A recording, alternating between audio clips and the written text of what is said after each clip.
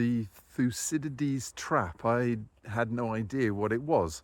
So I did what I normally do, which is do some research on the internet, and I found out what it was. And the answer is very interesting, especially in the context of the relationship between China and America.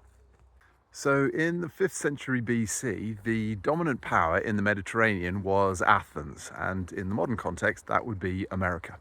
The rising power in the Mediterranean was Sparta, and in the modern context, that would be China.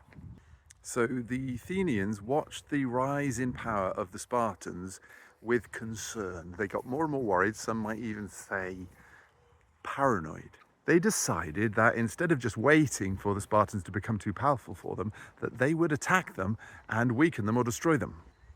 So that's what they did, and the conflict that ensued is known as the Peloponnesian Wars. Unfortunately for the Athenians, the conflict was disastrous for them, and over a number of battles, they lost most of their army and navy. I think by mentioning the Thucydides Trap, that the president of China was signaling several different things. He might have been slightly trolling the West because he probably knew that most of us wouldn't know what the hell he was talking about. He was also obviously warning America not to become paranoid, not to escalate a confrontation with another superpower that would lead to America's decline or destruction. That seemed to be taken by many as something aggressive and confrontational and a bit of a diss to America, and suggesting that they were in decline.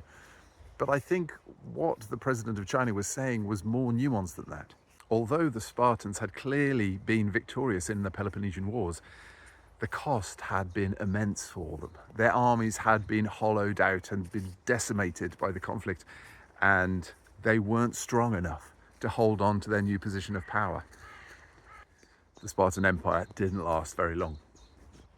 So, to be honest, I think that what China was signaling was not just that a conflict between America and China would cause America's downfall, but that it would cause the downfall of both America and China. It seems to me like cold, hard realism. Perhaps an attempt to avoid a new Cold War, or perhaps it's signaling the start of one.